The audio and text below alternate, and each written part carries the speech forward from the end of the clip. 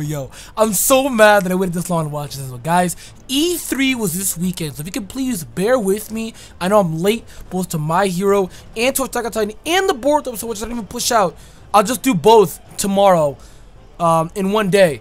Like, I'll do 11 and 12 combined together. But holy shit, guys, I am mad that I didn't watch this. I deadass just, I don't get it. Like, Attack on Titan knows how to make stuff hype. Guys, they know how to make stuff hype. While watching this episode, it's like, okay, manga reader, you know what's gonna be happening. So, will it be too great? Will it be too bad if I missed it? Is what I initially thought before watching it. That's why I prioritized E3. Which, if you didn't see the main channel, I upload a fuck ton of videos and all my reactions.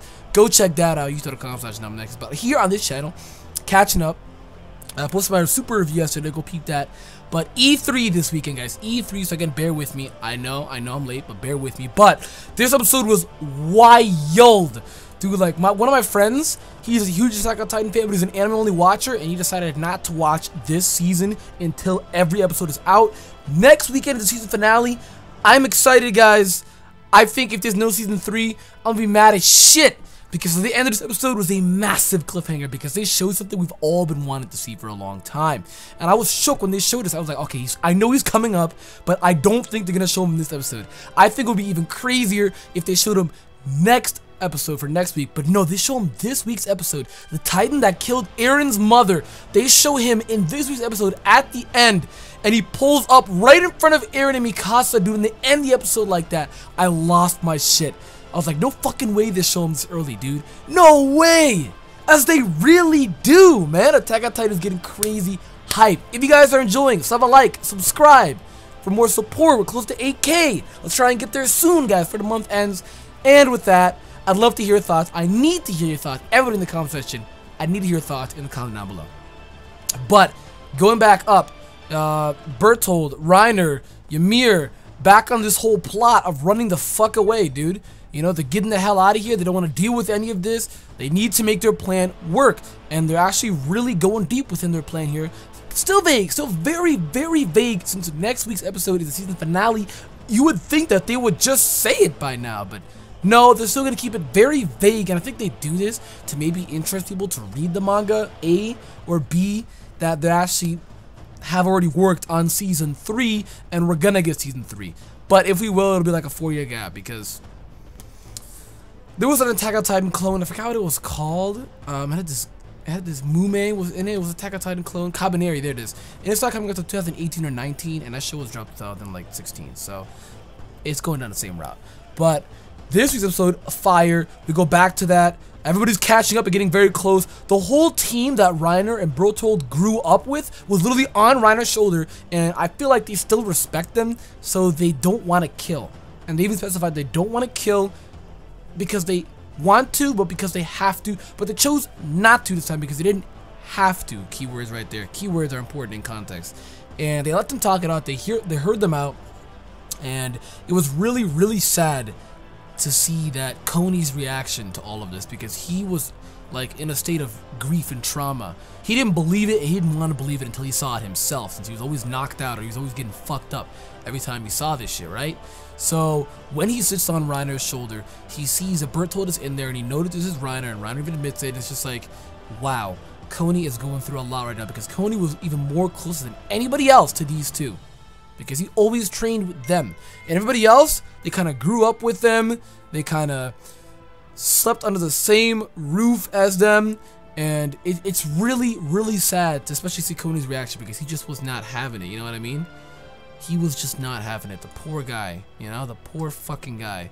But, you know, going through demands, they need Eren back. Bertholdt actually freaks out here and speaks a little bit more vaguely about the plan and the mission they have here, saying that they're not doing this because they want to, because they have to, kind of protecting their own lives here, and they want to live a good life, and they also want to see this whole thing to the end, and if Titans are actually going to be defeated or such like that.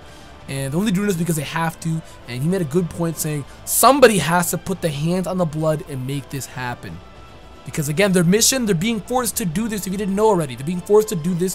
Again, like we talked about last week's episode, Krista plays a massive role. Historia plays a massive role. Her family, which Ymir actually went into more this week's episode, plays another, again, massive role. The church plays a massive role. You already know the shade of the Titans in the wall, keeping that vague and quiet, as well as just this whole Titan thing they're being really quiet about. And I'm telling you this right now, keep your eyes on the prize when it comes to all of that. They all play huge roles, those three aspects. And then for the Beast Titan, they all play massive roles right there.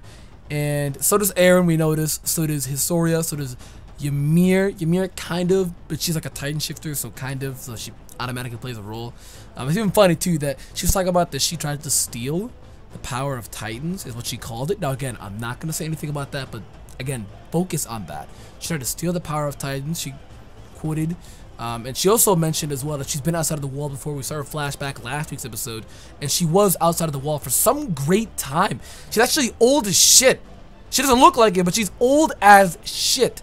So some great time, and I'm thinking because her age didn't really change that much, because she was in her Titan form for a majority of her lifespan, you know, when she was outside of the walls. So the moment she ate that Bertholdt and Reiner's friend, which thus turned her into a Titan shifter then, and no longer just a pure Titan.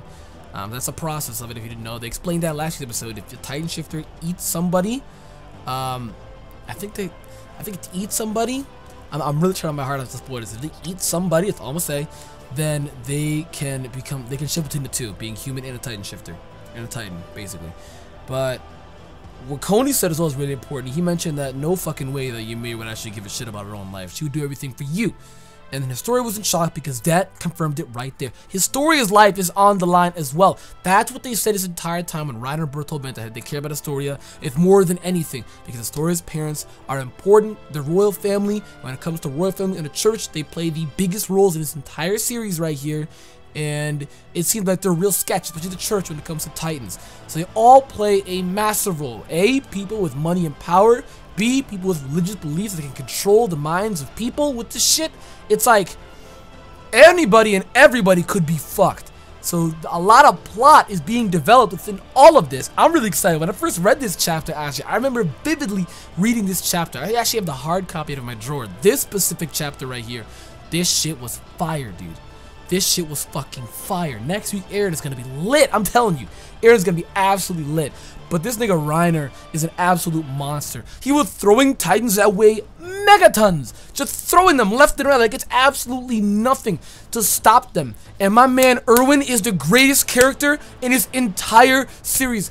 Oh my god, they do him so dirty, man. But he is the greatest character in this entire series. I know Levi stands. I know they have Mikasa stands. No, it's Erwin, dude. Even when he got caught up by this Titan, right? And his arm was about to be bitten off, he said, advance. Keep going. Take advantage of this while distracted on me. And everybody didn't even stop for a second. They immediately went into it. Had anybody have stopped, I would have been mad as shit. Because Erwin put his life on the line for everybody to go and, you know, act on this small opening that they have. You know, they got all the Titans on Reiner, and then he also, this nigga's a god, he got all the other Titans that were around them, baited them to go against Reiner and Ymir, and to trap them.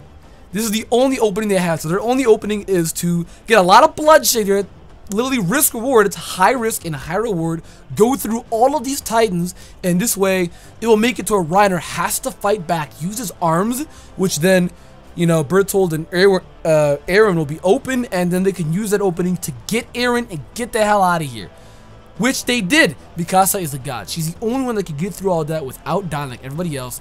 And her ribcage was crushed. We could hear it. Her ribcage was crushed after she attempted to get Eren, and a Titan grabbed her. But it's Mikasa. I swear this bitch is not human, so she's going to be completely fine. Any other normal person in the corpse? No, they would have been fucked. But it's Mikasa, dude. It doesn't fucking matter. Even Erwin is fine after his arm was almost cut off, dude. I'm telling you, my nigga Erwin is a god. I'm sorry. I'm not arguing with that shit. Erwin is fucking amazing, dude. But all this is playing a massive role. The build-up is fucking amazing. The music, the hype, the OST, how it goes from being sad and you feel bad for Bertholdt and Reiner having to weigh all of these sins on them by themselves versus Now, Erwin feeling bad for him and shit getting hype, and Mikasa putting her life on the line like that. Same with Erwin. Shit is getting crazy hype. To then end it off like they did. I know a lot of people hate Attack on Titan. There's a lot of haters out there because they think it's generic, hypebeast shit. I'm sorry, but the studio and the makers of this really know how to hype up a series, especially the studio, since they're the ones animating this. They really know how to hype up a series because this is godlike. Like, how they hyped this up was amazing. The build up, everything about it was just incredible, guys, incredible. Next week's shit's gonna get crazy though. Aaron's gonna be going up against the Titan that killed his mother. And Hannes, revenge time? I think so, my dude. Stop getting drunk and actually help your mans. Guys, that's gonna be it. Thank you for watching. I am AkumaNexus. I need to hear your thoughts and comments down below. With that being said, goodbye.